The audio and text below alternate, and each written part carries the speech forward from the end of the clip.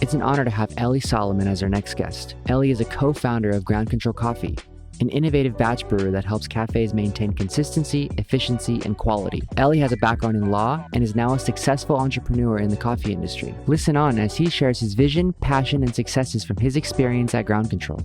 All right, welcome back to this episode of the Coffee Technology Podcast. Norbert, my co-host, how's it going, man? How are you? Good, Nick. Thank you. Yeah, it's exciting to be back, and I'm very excited about our today's guest. Yeah, it's super exciting, and it's a pleasure to have Ellie Salomon here from Ground Control.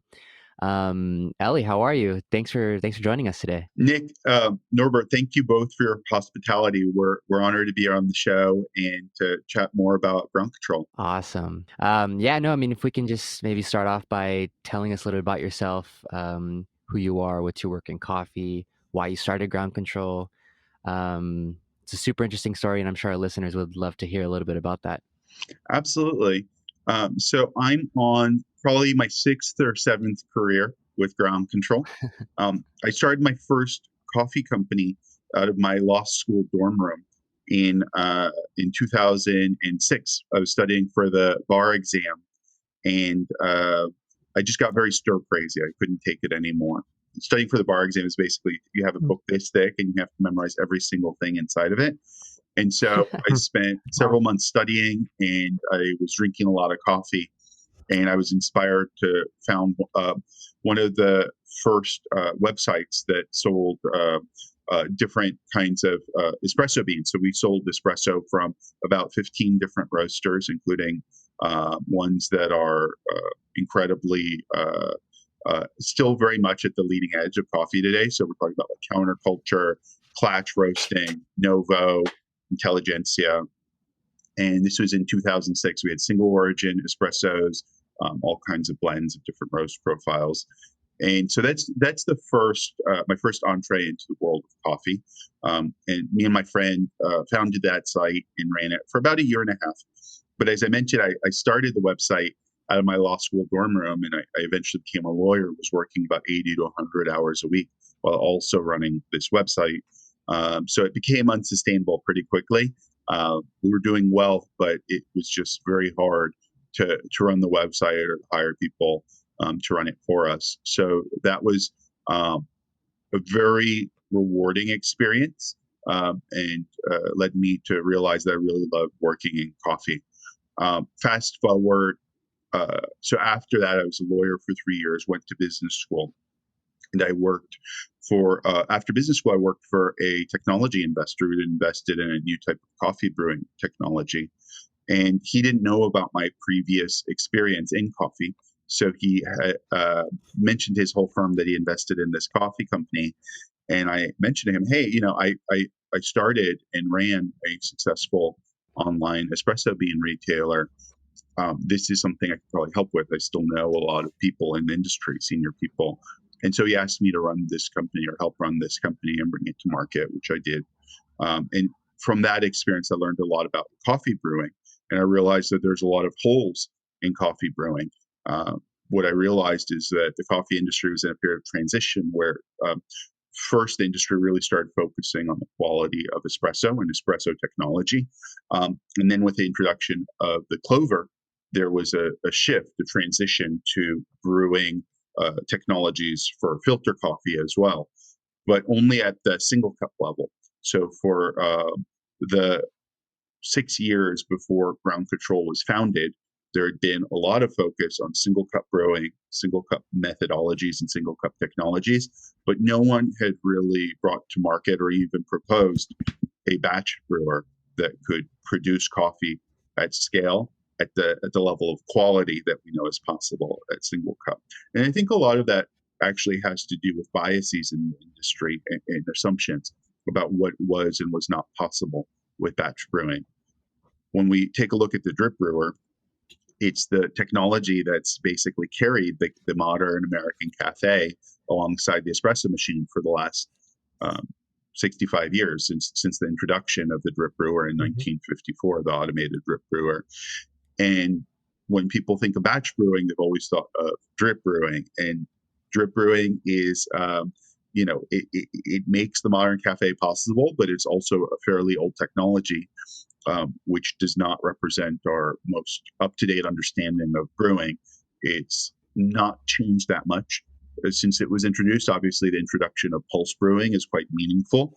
But when you look at the modern drip brewer, other than pulse brewing and different kinds of heating technologies, the brewing technology is fundamentally the same. The methodology is the same. There's a limit to what you can get out of a cup of drip in the cup, and also the type of concentrations you can hit in the cup as well. That's where we really started thinking about how can we take things to the next level, and that's what started the earliest conversations about ground control. That's very, very deep already, and very condensed. I hear you from the. I hear lawyer's voice here. I hear someone who's really going into the details. So, Ellie, how did it come about that you were so interested in really going that extra mile and going deeper? Because you could have just gone with, like, say, well, the Glover's here, that's nice. There's other brewers out there, they're nice. Why pushing it? There's really two pieces to it. One thing that really drives me and our team is quality. I believe in the power of a transformative cup of coffee. That's why people use Cropster, right? I mean, you can just take coffee, throw it in a roaster, and bake it and serve that. But that's not very special. That's not why people pay. In some cases, we have coffees now that go for $4,000 a pound. Mm-hmm. Definitely don't want to bake that coffee, but you also don't want to brew it in a way that's going to not do that coffee justice either. Someone really paid a lot of attention and care to that coffee when they grew it and when they roasted it. And what we've seen and the feedback we've received is that something like 95% of all coffee that is roasted immaculately, its quality is lost at that last step, that brewing step, Mm-hmm. because most of our brewing methodologies today are inconsistent and require a certain level of training on the part of the operator and preparation in terms of dialing in recipes, constantly, that are just not feasible in a modern day cafe. At home, you could take the time to brew the same coffee 4 or 5 different times and change the grinder and the temperature. But in a cafe where it's really busy, where you're using especially drip brewers that have very coarse kind of knobs that you can turn to adjust the flavor, it's much more difficult to achieve that kind of quality. And the thing that I'm really inspired by is an experience I've had, throughout the world on occasion, where you go into a special cafe and you order a cup of coffee and you try it. And, for example, you're on a trip, you're in Copenhagen, you go into Coffee Collective, you get that cup of coffee that was prepared so beautifully. And that will be a part of your memory of that trip for your whole life, that you had this amazing cup of coffee in a special place. And the reason I mentioned Coffee Collective in Copenhagen is because you really, before ground control and before especially the invention of some of these single cup brewing methodologies, it used to be that there were very few places where you could go to have what I would call a life-changing cup of coffee. And Mm-hmm. I think there's a lot of really good coffee out there, really thoughtfully sourced, really well-roasted coffee. And if you happen to get the right barista on the right day, you might have your life transformed. But it's that big if that we're trying to take out of the equation. We want everyone every day, every cafe they go to that has a ground control, we want them to really take a step back and reflect on the beauty that's being presented to them and to have a special experience. So the power of that experience is one thing that drives us tremendously. But I think That's that amazing. there's another piece of the puzzle that's very important to us too. Mentioned I went to business school. I've helped a lot of very small businesses, and I have this fundamental view about the coffee industry that is not one that's necessarily held by a lot of people, but it's one that I hold very dearly, which is that if you own a cafe, let's say you own a small cafe or maybe a medium-sized cafe, maybe you have three to 5 cafes. And if there are people coming into your cafe and enjoying the coffee and having a good time, and you've succeeded in creating a special place for those people, I believe that as the owner of the cafe, as the people who are managing the cafe, the people who are working in that cafe, I believe they should have good lives too. And not just good lives from the reward of presenting something special to all these people, but I think people who who are operating a cafe that serves an important place in the community should not have to go home worrying about, like, how am I going to make this month's rent? How am I going to pay my employees? How am I going to consistently deliver the quality and not have to skimp on it? It should be a business that does well financially. And that's something that historically has not been the case. There are a lot of cafes that don't have very good savings and that are not able to be fully supported by their community. And that has to do with the basic economics of running a cafe. And a big piece of that is the way current existing legacy technologies power cafes, in my view. So one big motivator for us for founding Ground Control was to create a new type of technology that could create new business opportunities for cafes by increasing the amount of revenue they get and also by reducing the amount they spend on delivering that exceptional experience. That's amazing. It's a very well-rounded concept, I would say. Ellie, so you're not working alone. There is someone else on the founding team. Would you want to go into that a little bit and tell us who that is and how that came about, how that connection happened, and why you both so into that idea working together? Absolutely, Norbert. So the genesis of Ground Control in early June of 2013, I started thinking about taking the siphon concept and scaling it up so that you could produce up to a gallon of siphon quality coffee at a time. And after thinking about it for a few days, I called up my best friend, Josh Avens, who has a PhD in chemistry from Columbia University. And he's probably the smartest person I know. And because we're talking about extraction theory, that's one of his strong points. I presented to him an idea I had about creating a large automated siphon using a vacuum pump. And his reaction was one of excitement. He actually, by the end of the call, he booked a ticket to fly down to San Francisco. He was living in Illinois at the time doing his postdoc. And he was over within 2 weeks. And we had, I actually still have it today, this kind of like little laboratory glassware with a vacuum attachment and the little air mattress vacuum pump that you use for pumping up air mattresses. Awesome.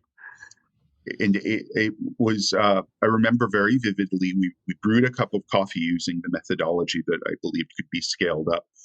And we brewed it just like a siphon. So it was a siphon brewer, basically, but it was powered by the vacuum pump. So instead of having steam pushing up water, we put the water in from the top and we used very fine grind. And then when we're done with the brewing, we hit the vacuum and it sucked all the brewed coffee into the bottom chamber. And we tried the coffee and it was delicious. It tasted just like a siphon. And I told Josh, I'm ready to start a company. And he said, well, this is not very efficient.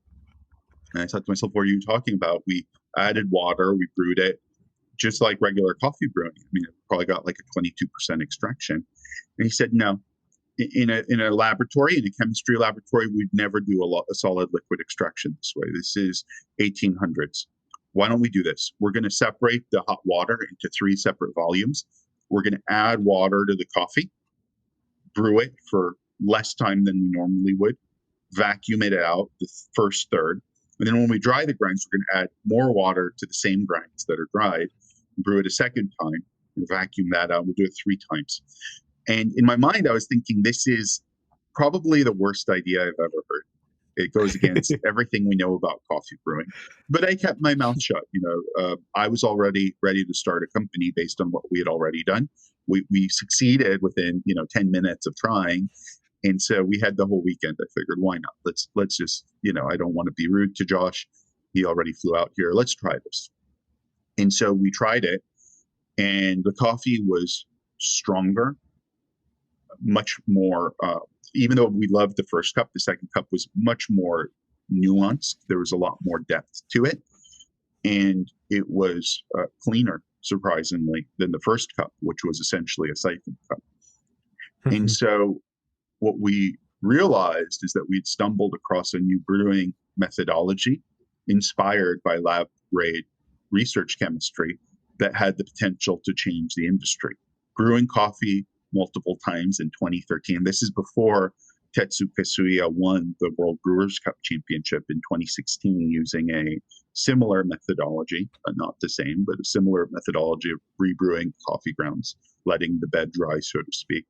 At that point in 2013, what we did went against every single rule in coffee brewing, and that's how we got started. We were ready to change the way people thought about coffee. This is super fascinating to me because you and your team bring a very, very scientific approach to not just coffee but extraction and brewing. And I feel like coffee is still trying to find more of like a scientific approach and understanding to coffee. And for me, this is interesting because you bring that to the industry, and I'm curious to know where do you see yourself, you and your team, leading the industry in terms of leveling up the importance of understanding more of the coffee science and extraction theory and whatnot? Sure. Well, I mean, first I want to share that, I mean, obviously we stand on the shoulders of giants. And what we did in 2013 was as much scientific as almost an accident. It wasn't an accident. Josh had a certain intentionality and he was inspired by his PhD level knowledge of extraction theory. But there was no reason that we knew it would have the incredible impact that it's proven to have on the cup. It was something that we were looking to try. I would say that as far as where we might take ground control and what impact that might have on the industry, whether it's leading or just sharing ideas that we develop, I would say more than our goal is obviously to lead the industry by changing the economics of modern cafes to make them more profitable. That's something that's very important to us, and changing the experiences. As far as the science, I mean, I think that science is unpredictable. We don't know if we're going to come up with something new or better than what we already have. We obviously strive towards that, always doing R&D and trying to improve what we have. But what I want to caution is that the speed of science is very unknown. It's really about discovery and having that openness. But what I will say is, in terms of for us, where we see ground control headed and where we see brewing in general headed, I think that the beautiful thing about coffee is that it's infinitely complex. There are thousands of compounds in coffee beans, and there is never going to be any human that can perfectly master the ratio of those flavor compounds in the cup in a way to create something that transcends all other cups. It's one part science in terms of the best way to extract, and there are some ways that will produce a more desirable cup than others. But there's also that very strong human component of how do you fashion a cup that's most desirable for everyone. And I think that is something deeply human and personal. And what we really seek to do is create the right tool for exploring those flavors and for allowing whoever it is that's setting that profile to come up with the profile that best suits their community. And I think continuing to push in that direction in our R&D to make it really easy for anyone to consistently produce an exceptional cup of coffee, I think you're going to be seeing a lot more of that out of the ground control team heading in that direction over the coming months and years. Ellie, when you do something so new, so groundbreaking, I imagine there's a lot of people who are not right on board from the start, who are like a little bit critical about what's happening, especially when it's like, oh yeah, this goes against even you yourself say, we did something we didn't think this would work or could work. Right. How do you work with that, and what's your experience in the coffee industry or in your network? How do you present those ideas? Are you sometimes kicked out? It's like, no, this is never going to happen, even if it's happening. What's your experiences? I would say that we've seen a lot of change over the past several years in terms of how ground control is perceived. I think part of that has to do with the people who've adopted ground control over time. We've been very fortunate that we've had really exceptional partners like Equator Coffee, which obviously is one of the most respected roasters and cafes in the country. Mm-hmm. Onyx Coffee Lab, Coffee Project New York, one of the very early ones that I think made a really big dent on public impression of what ground control could be, is Sump Coffee in Nashville and St. Louis. Scott Carey was a very early advocate of ours. And I think when he went out and said, look, this is really different and you should pay attention, it really made a lot. And he's someone who's, is known to be very independent in his views and to roast exceptional coffee, to source some of the best coffee in the world. I think that really planted a seed in a lot of people that what we have could be more than some kind of crazy idea, that it could actually be something that could be a practical business machine. That wasn't always the impression in the industry. I would say that up until fairly recently, there were a lot of people who, when they considered the methodology that ground control uses, they thought it was fundamentally flawed. And there are many people who spent a lot of time trying to identify those flaws, or trying to be the one that discovers, hey, this is the problem with ground control's methodology. And what I would say is that's unfortunate. Josh and I we're trying to do something different. And we certainly are not people who are like, hey, we're going to just create some nonsense and try to see if people will adopt it. We take what we're doing very seriously. And I think that there is a part of the coffee industry that's really interested in proving that someone else is wrong. Hey, you're wrong. You're not doing it the way I do it. It can't be right. It can't produce a good cup. And, I think that that's something that is not really consistent. That kind of approach to coffee is not consistent with what I consider the core values of the specialty coffee industry, which are experimentation, support of young companies, and really, trying to, if people have the right intent, trying to support them, or at least, trying to not harm them. Experimentation is important. New ideas are important. And I would say that early on, while there were some very noteworthy, strong supporters in the industry who got us to where we are today, right? We stand, as I said, on the shoulders of giants. There were a lot of people who did spend a lot of time trying to debunk us. And, the impact of that was it certainly took us longer to get into certain cafes because there were loud voices saying, this is not real. This can't be real. This can't work. And so what I would say is, on one hand, there are absolutely very active people in the coffee community who are influential, who are very open-minded, and who are the reason why we got a shot to begin with and a chance to prove ourselves in the cafe. I would say there are a lot more people in the coffee industry that are, while they speak to innovation, there's a lot of innovative products that were not necessarily supported by the coffee industry that don't exist today.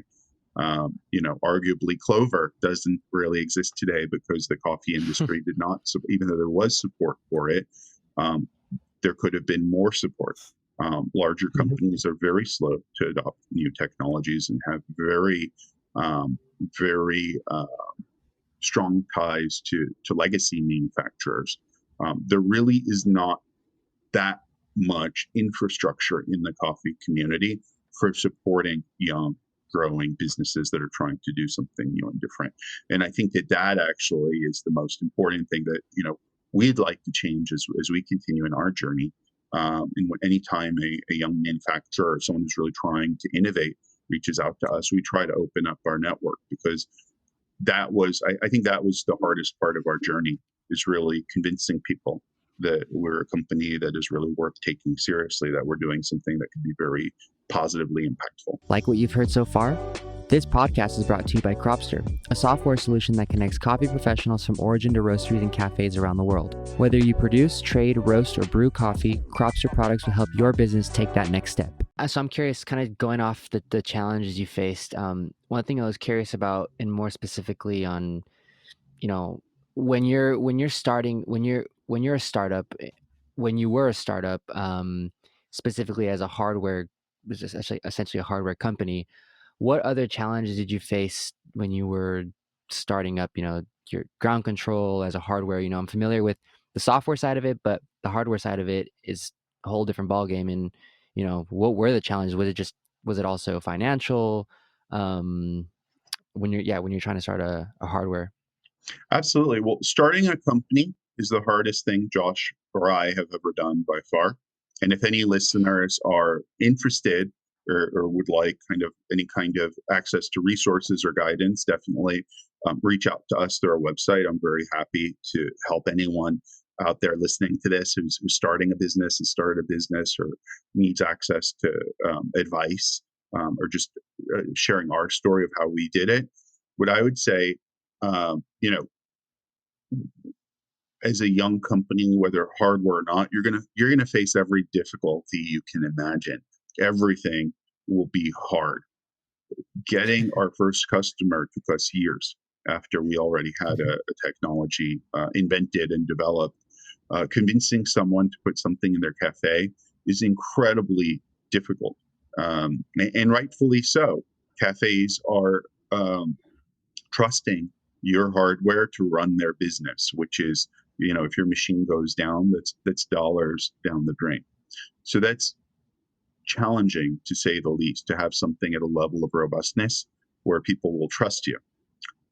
Having the financial resources to bring something to market is incredibly difficult, especially if you take the route we did, where we don't have any VC funding. And that's something that is very unusual for today. We started off reaching out to our friends and family, and asking them for help. And Josh and I put our life savings into the company as well. Hardware is much more difficult to iterate on than software. Usually today, not always, but usually today with software, if you have a bug, you ask people to download the new version, or sometimes you can just press a button and it sends them the new version. Not always, but oftentimes today. Certainly with your iPhone, that's what happens. With hardware, there is no button you could press to change the hardware. Someone has to physically replace it. And that can be very challenging when you're iterating. The other thing that's really challenging about hardware is, with software, if you write the code and it's being run on systems that you're familiar with, there isn't something that will fundamentally change typically in that dynamic that renders good software bad. But with hardware, it's very common that you have a vendor that does good for you for several years, and then suddenly, we saw this several times during COVID, suddenly parts that were coming in good are no longer at the spec they previously were at. And it's not always immediately obvious that that's happening. And of course, every hardware manufacturer in our industry has faced challenges with their vendors, the parts they get throughout COVID. So those are some of the challenges. I would say that it's very, very difficult to get hardware to market and to get it to a point where it's scalable across the several hundred locations that we have today.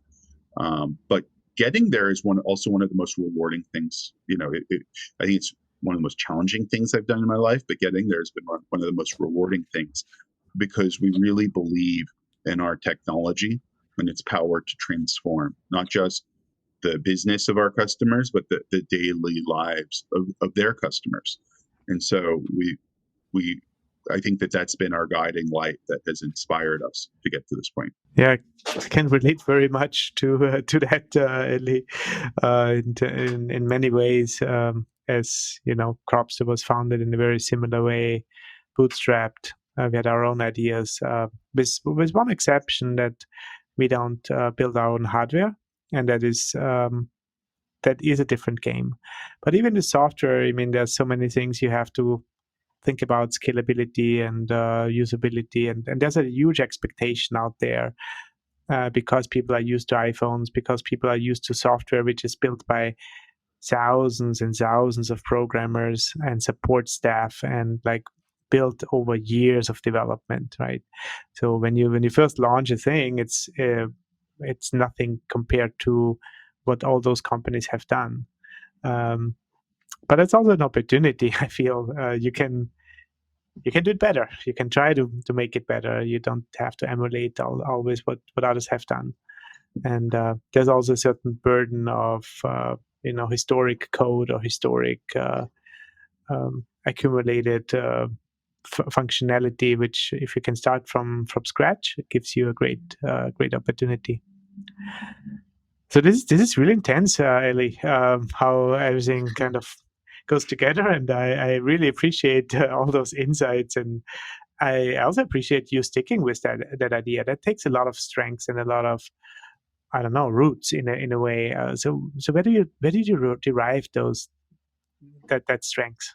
Well, I think that that's a very good question. Hopefully I'm self-aware enough to give at least a somewhat reasonable answer to that kind of inquiry, and I'll also think of it too for the audience, right? For people who are thinking of starting their own business, where do they get their strength?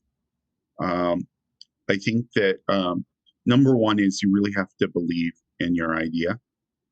I think that a lot of people get into business for the wrong reasons, or they get into business with the wrong people. One of the things that I did early on in my career was, as I mentioned, I started that espresso bean company, which was a small idea. And the point there was, let's start a small business with a friend and really understand what does it mean to start a business? What are the challenges? And what can go right and what can go wrong? Because it's very likely that your first business that you start, you're going to make a lot of very basic mistakes. And so I learned a lot of those mistakes then in a very clear way and had a lot of time to reflect on them before I started Ground Control. So I would say having an idea you believe in is very important. Having experience is incredibly important. And starting a business with the right people is the most important decision you can make. I think that there's a sense today, not by everyone, but there's a sense that you could just get like, oh, I'm a business person, I'll get a technical founder and we'll just start a business and we'll go and kind of go that way.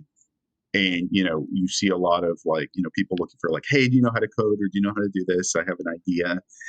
And the truth is that starting a business with someone is exactly like getting married to someone. You're going to spend a lot of time with them.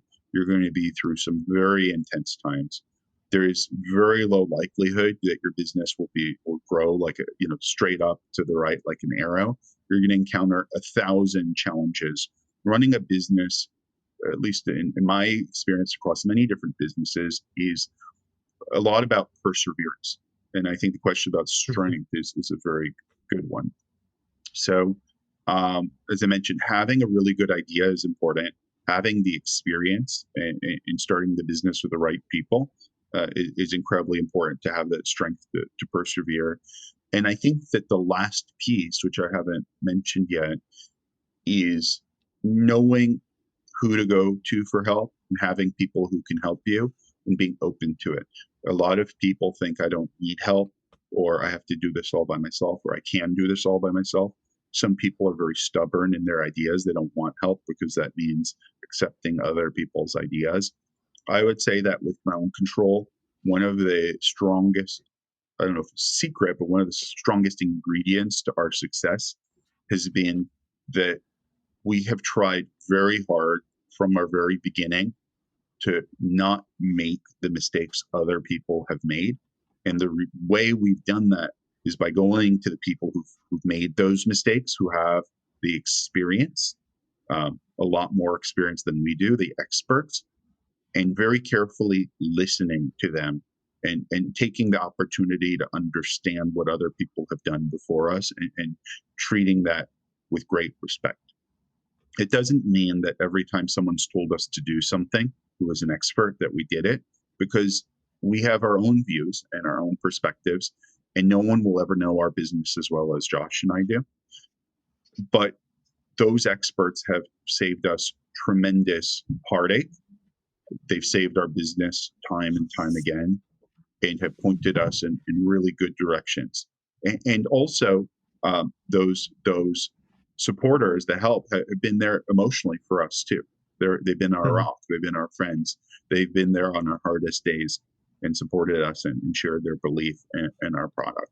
So asking for help, being vulnerable to other people who can help you and letting them know that you don't have all the answers or that you are in a tough space and do need their help as a friend.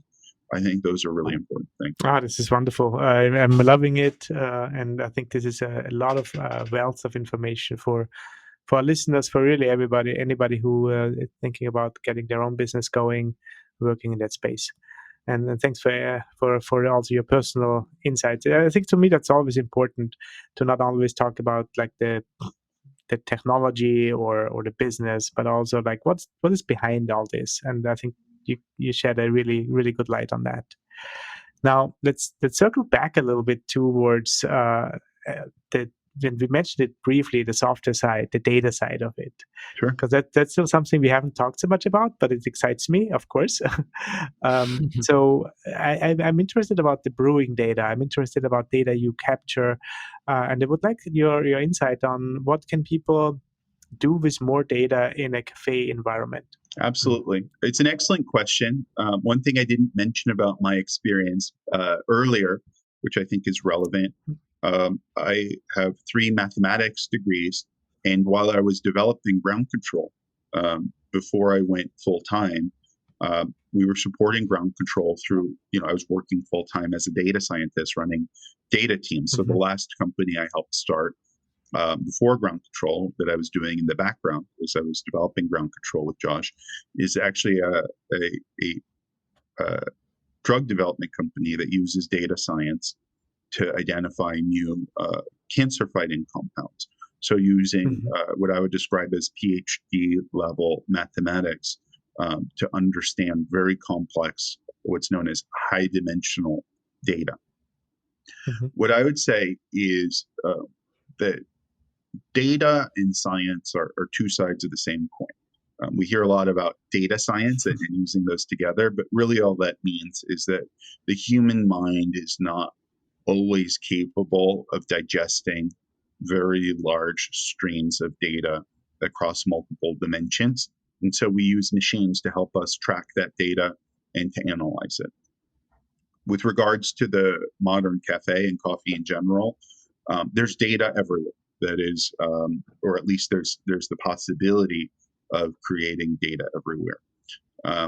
With regards to coffee itself, as I mentioned, coffee has thousands of compounds in it. And one piece of data that at least no one publicly has shared is, and it's believed that very large companies have this data, is for different types of coffee, what are the different compounds that are in that coffee, and what are the different ratios that those compounds express themselves in the cup, depending on how you brew the coffee and at different extraction rates. And the reason that's extremely important is because the distribution of these thousands of compounds in your cup is what determines your experience. If you pull out good flavors, that will, versus bad flavors in a very kind of naive and overarching sense, that would produce a better coffee. Of course, it all has to do with the ratios as well. You might have too much of a flavor that would be good in lower amounts, and then that will potentially produce a bad cup or an unbalanced cup. So it's all about the different ratios and the balances that you get out of the cup. And there are ways of analyzing all of this using very expensive equipment and understanding, what compounds are in the bean, what compounds are in the cup. And of course, as you're brewing the coffee and exposing it to water, there's chemical changes happening too. So those compounds are now different than what were in the bean. So that's a very hard data problem. And it's one that we are only really starting to get at today. As a matter of fact, even a very simple data problem is not well understood by modern science. What are the compounds in coffee and the conditions of those compounds that cause stomach irritation? Something like 80% of Americans have experienced some kind of stomach irritation in their life. And coffee, along with alcohol, is the top stomach irritant. And we don't understand at all the causes of that irritation. There are some known irritants in coffee, like caffeine itself, which we're not going to get rid of anytime soon. and also the composition of fluorogenic acid into quinic salts and other compounds is known to cause stomach irritation in some. But the industry has kind of accepted those two compounds as the irritants in coffee. And it's really not known how much irritation can be addressed by better brewing, which we believe is actually very important. And we've seen it informally with our customers that people tend to experience far less stomach irritation with ground control. We don't know why.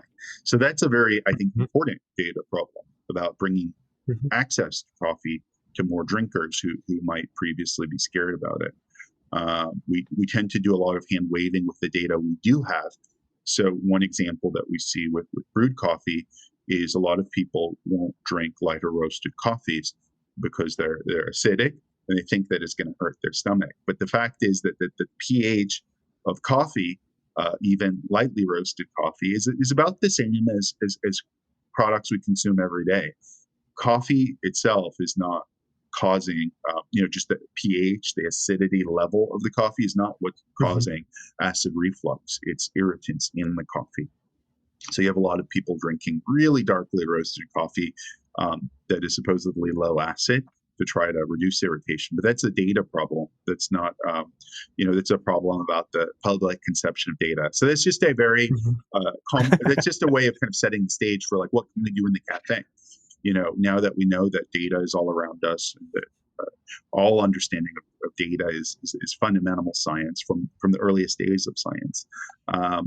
What can we do in a cafe to transform the ways cafes operate?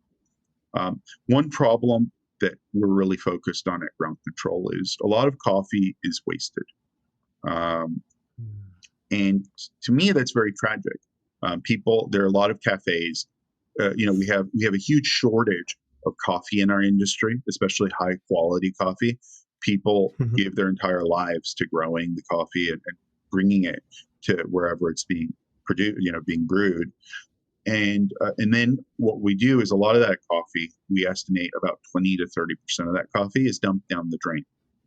Not because people don't like the flavor, but because it's produced in very large quantities in batch brewers, and it's not sold in time. The average, I would say, maximum life at most cafes for a batch of coffee is about an hour and a half to 2 hours before it's done.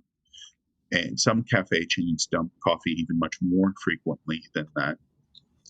And that, to me, is a wasted opportunity, because a lot of that coffee, when it's brewed, the baristas know that it's going to be dumped, that they're brewing too much. But it's very hard in many cases to know exactly how much to brew, and brewing under is much worse than brewing over. And also, in many technologies, it's not possible to brew. You can either brew 3 liters or 1.5 gallons, and that's about it. You don't really have any option in between. So you have only 1 or 2 marks you can hit to try to satisfy demand. What we're trying to do is really understand what demand really looks like and predict it using historic numbers. And then we can brew different amounts predictively based on what we think demand will be. And we also have a technology that's capable of brewing anywhere from a cup to 1 gallon or 4 liters. So instead of being stuck at, arbitrary, like, okay, you can either do 2 liters or you can do 1 gallon. Now you can do, it's 1 p.m. and for the last 4 weeks at 1 p.m. or whatever, that you're going to sell another gallon for the next hour. So you brew that full batch, but then it's 2 p.m. and things get slower, and maybe you only brew 1 liter or 1.5 liters because that there isn't going to be, it's very unlikely that there's going to be a huge rush through the door looking for that gallon of coffee. And like that, you prevent waste. And that's a very simple example of where just basic data collection can really transform not just the operation of the cafe, but also the thoughtfulness and just the environmental awareness of that cafe. There are a lot of cafes that obviously express a sincere interest in thinking about and caring about the environment, but they've been limited in their ability to not be wasteful with their coffee because of the data they're collecting. So that's usage data is one thing for sure, and then you have like coffee specific data, like as you said, pH and those things. What is your machine measuring? Right. So today our machine is measuring how much is dispensed, what the temperature of our tank is, and how quickly the water is dispensed in our system. So our sensors today are fairly primitive. Uh, with that information, we have a very good sense of how much is being brewed, and that's helpful. We also know what recipes are being brewed. So we know like what time of day it is, how much is being brewed, and what kind of coffees are being brewed when. And our goal would be to enhance that data collection in the future, to take it past what people are doing today in terms of really capturing actionable business data that can be shared with other cafes potentially. Or if you're let's say you're a larger cafe chain, you can understand how your different branches are doing vis-a-vis one another, understand which coffees are being brewed most frequently. And the thing that we think is very interesting, and we're really looking to collect data on in the future, is how are those coffees being received, and how do you change your brewing to maximize the acceptance of those brewing profiles by your coffee drinkers. I think that's something that's very interesting, because you could start to think of a data collection effort where you're brewing the same coffee differently in different regions based on the preference of the customer, and potentially also on variations in the water as well. Yeah, I always come back to the same thing. The last 15 years, kind of. It's about the perfect matchmaking, in my opinion. Specialty coffee is exactly that: finding the perfect niche for the perfect coffee, perfectly roasted, perfectly brewed to that specific person, and then you get this, as you said, life-changing event where you have that experience and you feel really personally touched by it and related to it. That's a very powerful concept. Yes.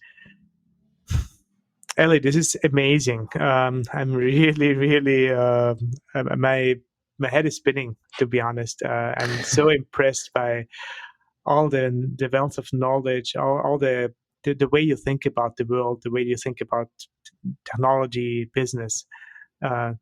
This is a very inspiring podcast, and I'm really very happy to be here with you today.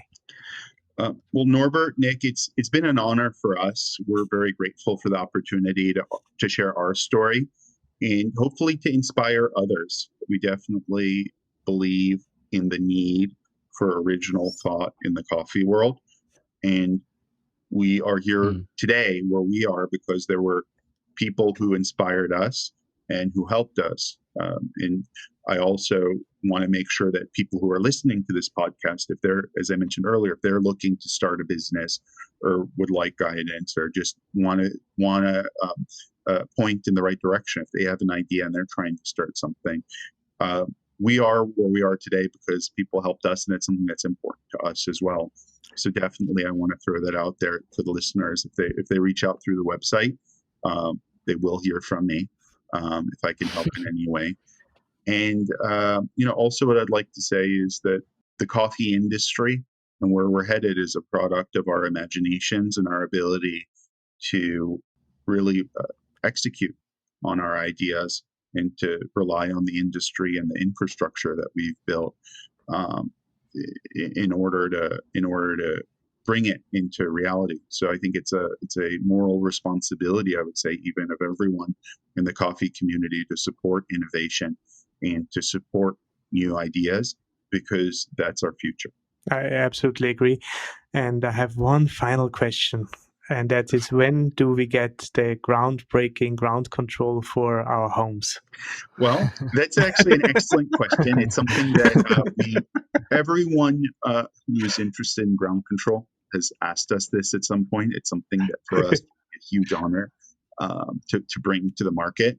What I would say is this is something that's an active R&D effort, but is also something that we want to be very intentional about. We don't want to bring to market something that is so expensive that it would preclude the vast majority of coffee drinkers from enjoying our product. And in order to get to a price point that we need and to get to a level of scale that would be, I think, most suitable for our technology, it's really important for us to invest the time and also the resources. A very meaningful amount of resources needs to go into getting that price point and making sure that we have something that's robust enough for the vast variety of uses that we envision for ground control in the home. So that's a very long way of saying we're working on it.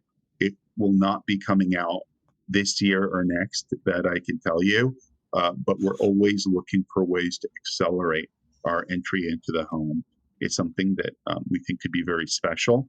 And I think that's the ultimate realization of our vision of really bringing a very special cup of coffee to as many people as possible. Once you're in the home and you can brew coffee on ground control every single day and get exactly, as you mentioned, Norbert, the very exact cup that you want using our methodology, that'll be something that is incredibly meaningful to our team and something that would, we think, hopefully bring a lot of joy to people. Well, rest assured, counter space in my kitchen is reserved, and we are ready when you are. And based on what I heard today, this will be a very, very interesting and a very good product for the people, for the world.